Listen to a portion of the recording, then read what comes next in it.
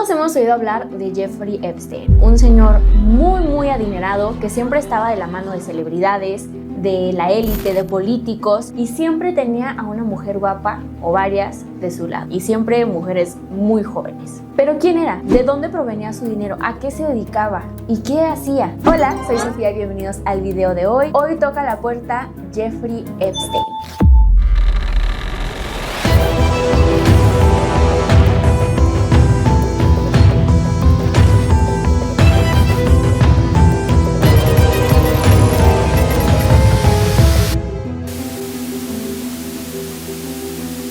Previamente quería comenzar avisándoles que si el tema de abuso de menores es un tema muy delicado para ustedes, no tienen que ver este video, tomen agüita, vayan a bañarse o algo, no pasa nada si no ven el video de hoy, es un tema muy turbio y muy delicado lo que estaremos hablando hoy. También comentarles que este es el primer video de 3 videos donde estaremos hablando de este tema. Hoy hablaremos de Jeffrey Epstein, en el siguiente video nos enfocaremos de su mano derecha y en el tercer video le daremos luz a las víctimas.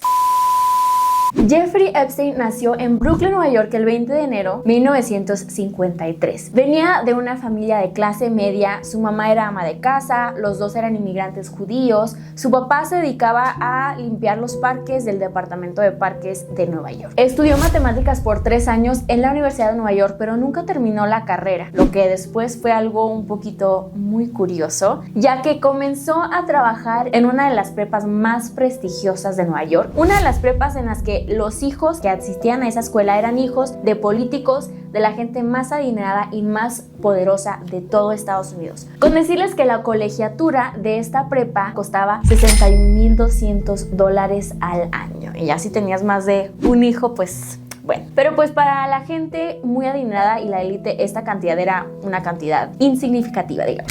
Epstein comenzó a enseñar matemáticas y físicas en esta escuela, lo que le dio la oportunidad de codearse con gente muy adinerada. Algunos de los alumnos de Epstein dicen que era un profesor un poquito incómodo, que se comportaba de una manera un poco inapropiada. Nunca pasó más allá de un tipo de abuso, pero por ejemplo decían que en las fiestas de las escuelas siempre llegaba a la fiesta. O sea, imagínense que ustedes en la prepa hacen una fiesta y llega su profe de matemáticas.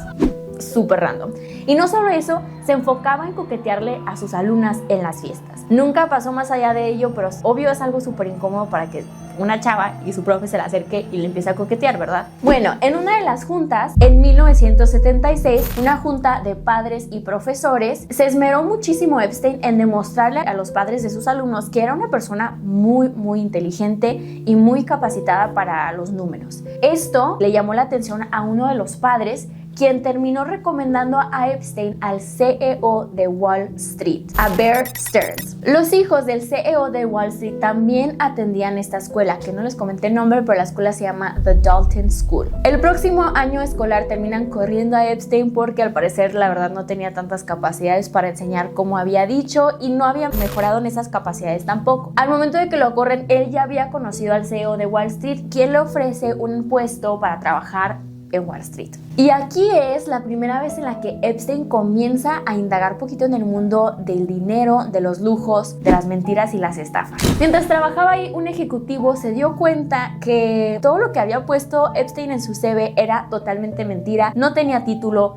no tenía la educación que había dicho. De hecho, se puso a llamar a las referencias y nadie conocía a Epstein. Nadie que estaba en su CV sabía quién era Epstein. Él obviamente habla con Epstein y le dice, ¿por qué me mentiste? Y Epstein dicen que era un hombre excelente para manipular. O sea, te tenía literal siempre en sus manos. Epstein lo primero que hizo fue decir, sí, la verdad te mentí, no tengo educación, mentí en mi CV, pero la razón por la que les mentí es porque yo sabía que si no tenían algún tipo de educación no me iban a dar la oportunidad de trabajar aquí. Y ya les he mostrado que soy capaz, que tengo las habilidades necesarias y que puedo darle los resultados que quieren. Esto obviamente pues era verdadero, aunque no tenía la educación que ellos querían. Epstein era muy bueno en lo que hacía y daba los resultados que ellos querían en la empresa. Y por esta razón le dieron otra oportunidad y dijeron, bueno, no pasa nada que nos mentiste, sigue trabajando aquí. En una entrevista, este mismo ejecutivo dice que se arrepiente muchísimo de hacer eso, porque la verdad nunca sabremos si el haberle negado una segunda oportunidad había evitado todo lo que llegó a ser la vida de Epstein. En esta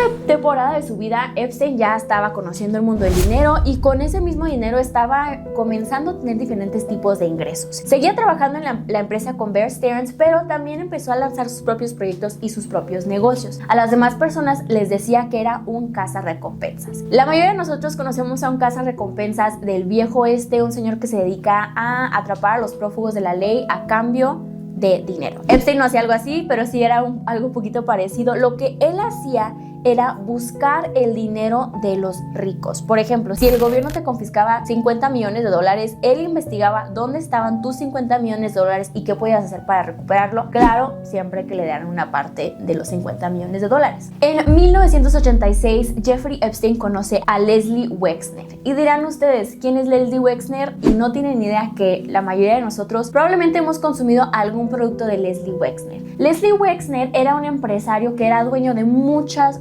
marcas reconocidas como The Limited, Abercrombie & Fitch y Victoria's Secret. De Leslie Wexner se hace súper amiguis de Jeffrey Epstein y empiezan a surgir algunas cosas muy curiosas por ahí. Primeramente, Jeffrey Epstein se aprovecha de esta cercanía que tenía con Leslie Wexner para acercarse a mujeres. Él decía, estás muy guapa, te interesa ser un modelo de Victoria's Secret, el dueño de Victoria's Secret es mi amigo, ven para acá y hacemos los arreglos para que seas una modelo de Victoria's Secret. Lo que nunca llegó a suceder, la verdad era solamente su método para poder acercarse a mujeres. La relación entre Leslie Wexner y Jeffrey Epstein era una relación muy curiosa, porque Leslie Wexner decían que era un hombre que le gustaba tener mucho el control de sus cosas, el control de sus negocios, administrar sus finanzas y tener todo bajo su control. Entonces, el hecho de que Leslie Wexner le cediera las finanzas de sus empresas a Jeffrey Epstein para que él las administrara era algo muy peculiar que todos no entendían por qué lo había hecho. Después sale a la luz de que Jeffrey Epstein le había robado 46 millones de dólares a Leslie Wexner. Y si alguien te roba esa cantidad exorbitante de dinero, obviamente vas a meter demanda, lo vas a meter a la cárcel, vas a hacer algo. Pero Leslie Wexner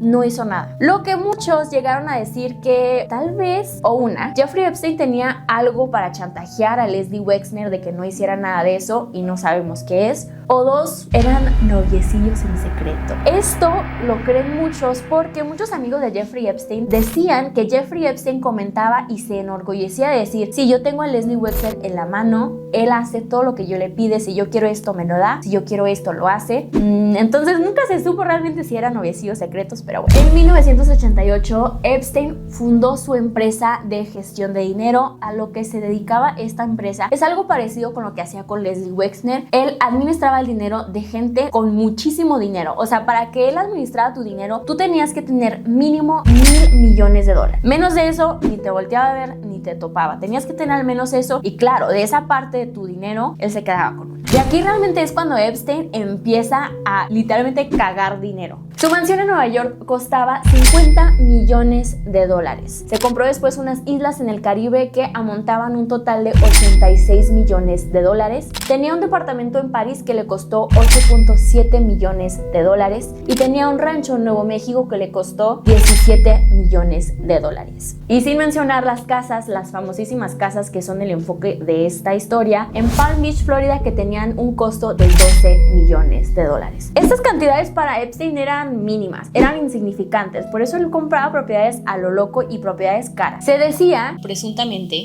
no queremos que me demanden por calumnias, pero se decía presuntamente que Epstein dentro de todas sus casas tenía muchísimas cámaras de seguridad escondidas. Digamos, o sea, por ejemplo, imagínense que literal esto sea una cámara que los esté vigilando. En cualquier rincón, en cualquier cosa pequeña, era una cámara. En cada parte de su casa. Realmente no tenía cámaras fuera de su casa para seguridad, era adentro. También se dice que mantenía un registro muy detallado de quienes entraban y salían de su casa y quienes entraban y salían de su jet privado. A este jet privado le llamaban el Lolita Express. Si no conocen la referencia a Lolita, Lolita es un libro muy turbio de un hombre que le gustaban las morritas menores de edad y ya sabrán por qué le decían el Lolita Express a este avión. Este avión la mayoría de las veces se utilizaba para transportar a niñas menores de edad dentro y fuera de su isla privada. Entre los que se encuentran en su lista es una cantidad exorbitante de expresidentes como Bill Clinton, su esposa, Hillary Clinton, Donald Trump, También celebridades como Michael Jackson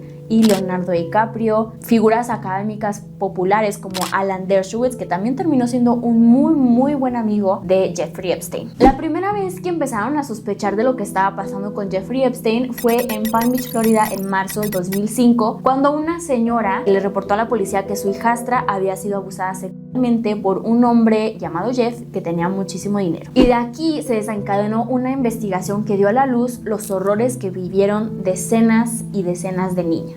Al interrogar a la niña que sufrió este abuso, se dieron cuenta de lo que estaba pasando y cómo es que estaba funcionando realmente esta red de tráfico, que no sabían que era una red de tráfico, pero salió a la luz porque esta niña les comentó que se le acercó una niña, una de sus amigas, y le dijo: oye, conozco a un señor que si le das un masaje de 45 minutos te da $200. Obviamente, una niña de 15, 14, 13 o 12 años le dice que se puede ganar $200 en menos de una hora, lo va a hacer, claro. Cuando su amiga le llevó a la casa de Epstein, llegó a ver un señor en una cama de masaje totalmente desnudo. Y este señor la obligó a manosearlo a él a manosearla, y en ocasiones a estas niñas. Cuando terminaba todo este asunto con Epstein, Epstein les decía a la niña que acababa literalmente de abusar de ella, le dice: si me traes a otra niña, a otra de tus amiguitas, te pago $200 simplemente por el hecho de traerme a una niña. Dependiendo de qué tan lejos llegaba con las niñas, era lo que les pagaba. De base les pagaba $200 por darles el masaje. A veces le decía: no, pues desvístete y dame el masaje desnuda. O a veces llegaba un poquito más lejos, y en las ocasiones que llegaba más lejos la recompensaba con una paga mayor. Incluso podían ganar $400 o $500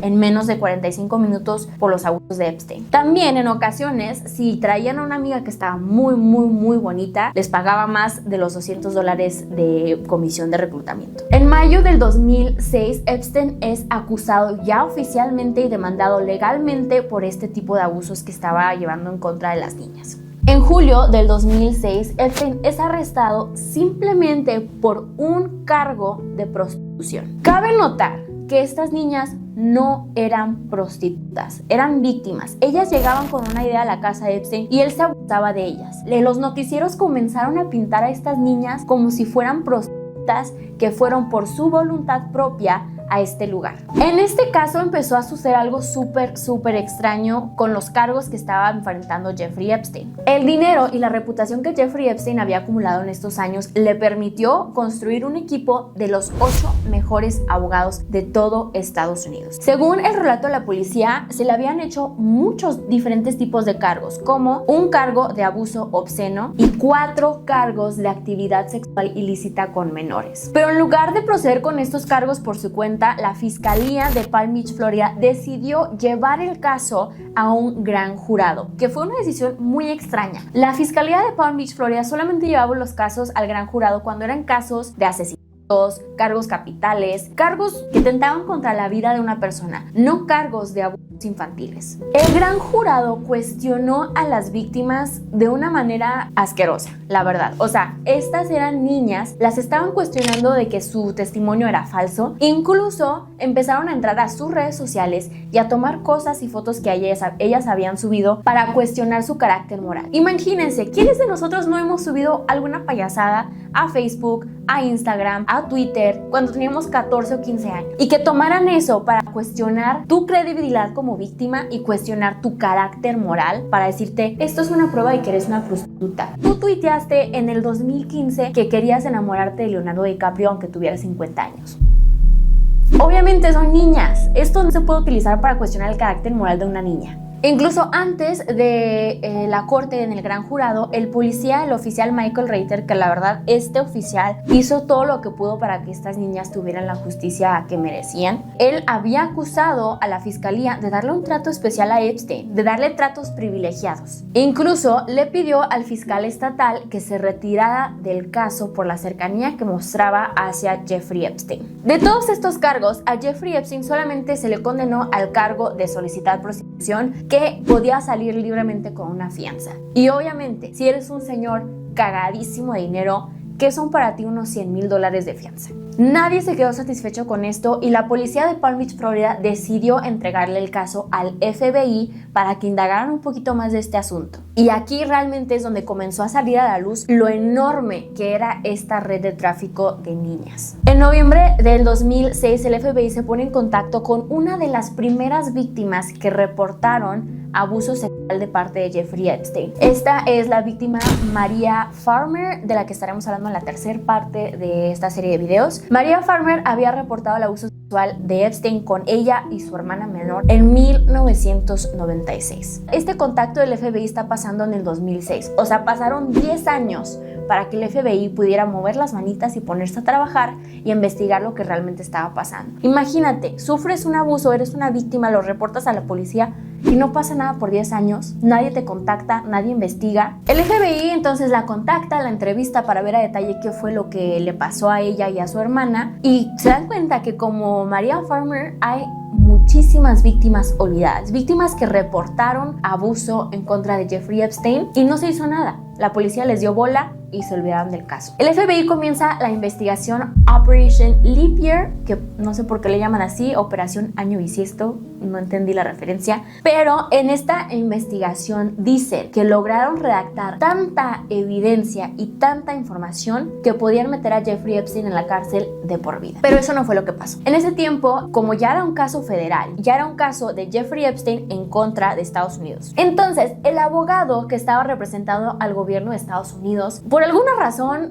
no condenó a Jeffrey Epstein. Se dice que Alex Acosta, el abogado representante de Estados Unidos, negoció secretamente un acuerdo con Jeffrey Epstein. De todos los cargos de abuso a los que se le estaba acusando, le dijo a Jeffrey Epstein, porque tenía cargos estatales y federales. Estatales de parte de Florida y federales de parte de todo Estados Unidos y todo el gobierno americano. Alex Acosta le dice, mira, ¿sabes qué?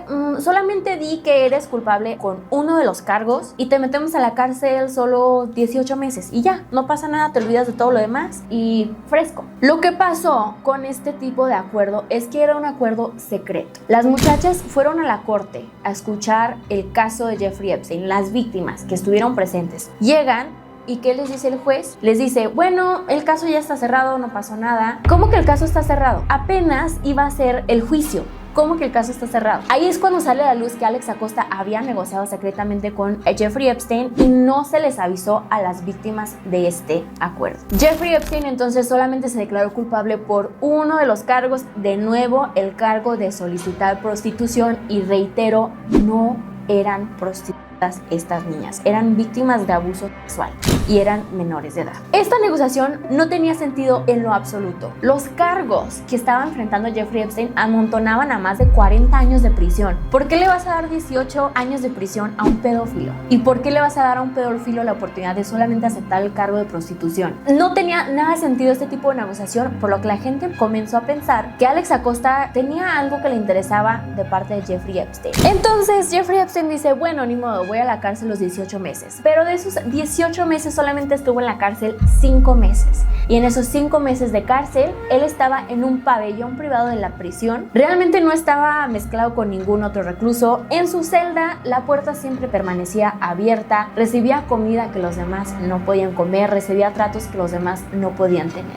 ¿Qué tipo de consecuencias son esas? Y es más, en esos 5 meses que estuvo en la cárcel, se le permitía salir. Se le daba 12 horas diarias para ir a trabajar. 6 días de los 7 días de la semana. O sea, realmente no estuvo en la cárcel, realmente se la pasó fresquísimo, solamente se iba a prisión a dormir, como si fuera un hotel de una estrella. Solamente estuvo 5 meses en la cárcel y los otros 13 meses los pasó, según, encarcelamiento de casa. Pero Jeffrey Epstein muchísimas veces violó su libertad condicional, escapándose de su casa, escondido en la camioneta. También cabe notar que para que él tuviera esta libertad condicional, tenía que tener a un oficial con él siempre, 24/7. Y él tenía que encargarse del pago del sueldo de este oficial. El total del sueldo que le pagaba Jeffrey Epstein a esta policía era de $128,000 para que el oficial estuviera con él. Que reitero, ¿qué son $128,000 para un hombre que está forradísimo de dinero? El oficial, por alguna razón, nunca sabía dónde estaba Jeffrey Epstein. Los detectives le marcaban al oficial y le decían, ¿dónde está Jeffrey Epstein? Y decía, pues aquí en la casa, yo estoy aquí en su casa y él se supone que está en su oficina. Pero el detective le decía, literal, yo estoy viendo a Jeffrey Epstein en el hotel cenando con Bill Clinton. ¿De qué estás hablando? O sea, no estaban haciendo su trabajo, nadie estaba haciendo su trabajo, todo le permitían que él hiciera lo que le dé la gana.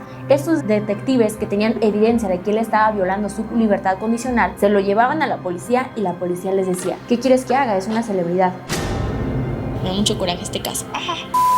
En esta libertad condicional, él podía seguir haciendo lo que se le dé la gana. Él podía seguir trayendo a morritas a su casa, él podía tener relaciones con menores, él podía seguir pidiéndole fotos a menores. No se detuvo para nada el crimen. Y al fin, cuando terminó su condena de 18 meses, Jeffrey Epstein, que tenía cero remordimientos de lo que había pasado, hizo una super pachangota con todos sus amigos y todos sus amigos políticos y celebridades y la élite. Pero ¿saben qué es lo más curioso? A pesar de que públicamente se le había condenado y se le había acusado a Jeffrey Epstein como un pedófilo, una de menores de edad, todo el mundo seguía actuando como si nada hubiera pasado. Y dijeron, no, pues X, o sea, sí eres pedófilo, pero bueno, no pasa nada, somos amigos para siempre.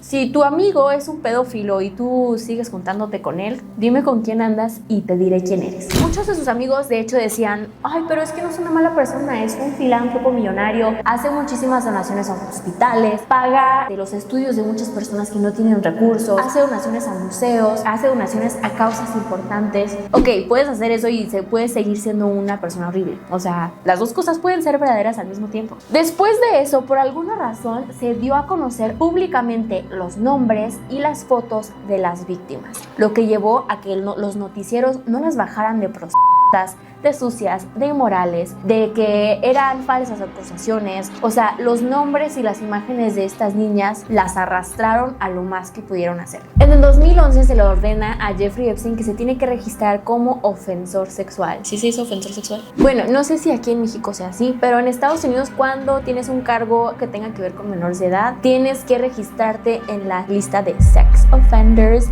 y no puedes encontrarte cerca de una escuela. Si vas a vivir en una casa o vas a rentar o comprar, tiene que ser una casa que no tenga una escuela cerca y no puedes estar con un niño solo jamás. O sea, está súper estricto ese asunto. Entonces, el que tengas un cargo de abuso de menores, te tienes que poner en esta lista de ofensores sexuales. Y aparte, tienes que ir a registrarte cada 90 días y reportarte de que efectivamente no hay de ningún niño en los últimos 90 días. Entonces, Jeffrey Epstein se pone en la lista como ofensor sexual, pero sale a la luz que en los últimos 90 días y en ninguno de los tiempos que tiene que ir a reportarse, se reportó. Solo se escribió en la lista y ya, nunca se reportó. No es hasta el 2018 que la periodista Julie K. Brown lo toma como una tarea personal realmente investigar todo lo que pasó con el caso de Jeffrey Epstein y darle voz a las víctimas, finalmente alguien. Ella indaga muchísimo en este acuerdo que hubo entre Jeffrey Epstein y Alex Acosta en el 2008 y saca a la luz la corrupción que fue este tipo de negociación. Alex Acosta eventualmente en el, me parece, 2016, cuando Donald Trump fue presidente de Estados Unidos, fue elegido Alex Acosta como el secretario de labor de esta presidencia. Y en ese momento es cuando Julie K. Brown saca a la luz que la negociación que hizo en el 2008 con Jeffrey Epstein fue corrupta, no benefició para nada a las víctimas y al contrario, le benefició muchísimo a Jeffrey Epstein. Alex Acosta se pone muy nervioso porque dice, uy, ya tengo un cargo político muy intenso y ahora todo esto está saliendo a la luz, la gente me está odiando y fue una presión social inmensa. Alex Acosta salió y dijo, ¿saben qué? Fue una decisión que tomé que la verdad fue muy mal pensada la decisión, lo siento mucho. ¿Cómo vas a decir eso acerca de algo donde sufrieron muchísimas víctimas y fue una mala decisión? Sí, güey, arréglalo, haz algo. Entonces, con la presión social la gente estaba hartísima y les dice, ¿saben qué? No queremos a esta persona en la presidencia, no queremos a esta persona en un cargo político y tuvo que renunciar a su cargo político 2 días después. Ahora, el 6 de julio del 2019, Jeffrey Epstein es arrestado en el aeropuerto de Nueva Jersey llegando de sus vacaciones de París. Lo que nos dice este asunto son algunas cosas. El hecho de que fue arrestado en el aeropuerto y que haya regresado del extranjero a Estados Unidos, no sabía que lo iban a arrestar y no sabía que lo estaban investigando. La primera vez que lo investigaron sí tenía la sospecha porque cuando fueron a su isla vieron que se había llevado todo. Se llevó el sistema de cámaras de seguridad, se llevó todos los registros, se llevó todas las fotos. No había nada realmente que lo podía evidenciar. Pero en esta ocasión, cuando entraron a su casa, sí encontraron cosas muy turbias. Miles y miles de fotos de niñas desnudas. Con tanta evidencia, el 8 de julio del 2019, finalmente el gobierno hace una conferencia de prensa para decir públicamente que Jeffrey Epstein va a ser condenado por los cargos de abuso de menores y que finalmente va a estar en la cárcel. Después de este arresto, 12 mujeres salieron públicamente porque en esta ocasión ya eran mujeres, sufrieron el abuso de niñas y pasó tanto tiempo que ellas ya tenían sus vidas hechas, ya tenían sus esposos, sus hijas, ya habían pasado muchísimos años. Salieron públicamente a decir sus declaraciones y a decir lo que ellos sufrieron cuando estaban con Jeffrey Epstein. Con esta investigación sale a la luz muchísimas cosas. Sale a la luz la lista de Jeffrey Epstein, sale a la luz el abuso del príncipe Andrés, el hijo favorito de la reina Isabel, que después de este caso fue desterrado, no sé cómo se le dice, le quitaron su puesto de príncipe de Inglaterra. Incluso en este tiempo el príncipe Andrew, después de que la reina Isabel lo expulsara de su vista, contactó a los noticieros para decirles que no era cierto, que la chava que decía haber sido víctima del príncipe Andrew estaba mintiendo, que lo estaba haciendo por dinero, que lo estaba haciendo para llamar la atención y que él no conocía a esta chava. Y el día en el que la víctima dice haber conocido al príncipe Andrés, era imposible que se hubieran conocido porque yo me la pasé comiendo pizza con mi hija ese día. ¿Cómo voy a conocer a una víctima? Entonces él dice que no pasó nada, pero le pagó millones de dólares a la víctima para que dejara de hablar del tema, sin decir que era culpable, pero le pagó para que se callara. El 15 de julio del 2019, la corte hace un juicio para decidir si le van a dar a Jeffrey Epstein la oportunidad de tener fianza o no tener fianza. En este juicio llegan las víctimas que ya habían salido públicamente y dan sus declaraciones, incluso se dirigen a Jeffrey Epstein para decirles que ellas no se olvidan jamás de lo que él les hizo, aunque él no se acuerde de ellas, y para convencer al jurado de que él no merecía tener fianza porque era un pedófilo. Y efectivamente el juez dice, así es, un abusador de menores no merece salir en fianza. Y por primera vez parece que Jeffrey Epstein tendrá que estar bajo las rejas. El 10 de agosto del 2019 se anuncia que Jeffrey Epstein se suicidó antes de tener el juicio oficial acerca de estos cargos. Pero nadie lo cree. Nadie cree que Jeffrey Epstein se haya suicidado. ¿Cómo es posible que una prisión de alta seguridad ha tenido prisioneros de alto calibre, terroristas, narcotraficantes? ¿Cómo es posible que ese tipo de prisión, de repente, una noche, se descuidaron los policías, las cámaras no funcionan y aparece Jeffrey Epstein de suicidio? Lo peor de este asunto es que son sentimientos muy encontrados de las víctimas. Por un lado dices, bueno, está muerto, pero por otro lado dices, qué cobarde, no sufrió las consecuencias de sus acciones, no tuvieron realmente justicia a las víctimas de Jeffrey Epstein. Y la verdad es muy preocupante tantas irregularidades y tantas anomalías en esta prisión de alta seguridad que llevó a las personas a creer que realmente pasó otra cosa, no fue un suicidio. Hay varias teorías. Una teoría es, un hombre con muchísimo dinero puede pagar a alguien más que se parezca a él que aparente un suicidio. Es una posibilidad. Otra teoría es que uno de los oficiales lo mató o otro recluso lo mató. Y otros creen que un político poderoso lo mandó matar porque no le convenía que saliera a la luz todo lo que sucedía en la casa de Jeffrey Epstein. Cual sea que haya sido la realidad de esta situación, lo más triste, que es lo que me entristece muchísimo a mí, es que ayer fue Jeffrey Epstein y hoy seguro es alguien más y mañana será alguien más. Nunca podremos detener este tipo de abusos de menores, por lo que les pido por favor que cuiden muchísimo a sus hijos, a los niños que tienen en sus vidas, para evitar que esto le pase a alguien cercano a ustedes. Es increíble lo que puedes llegar a hacer con tanto poder y tanto dinero. Se dice que las víctimas de Jeffrey Epstein amontonaban más de 500 niñas que eran parte de este red de tráfico sexual. Pero Jeffrey Epstein no logró todo lo que hizo solo. Tuvo una mano derecha que le facilitó, le solapó y le permitió lograr que todo esto llegara al punto al que llegó. Y es de quien hablaremos en el segundo video. Estaremos hablando de la mano derecha de Jeffrey Epstein, que sorprendentemente la mano derecha de Jeffrey Epstein era su novia, Ghislaine Maxwell. Entonces muchísimas gracias por estar presentes en este video. Si llegaron al final del video, comenten un emoji de una serpiente. Y no olviden darle like, comentar, compartir y suscribirse a mi canal. Adiós.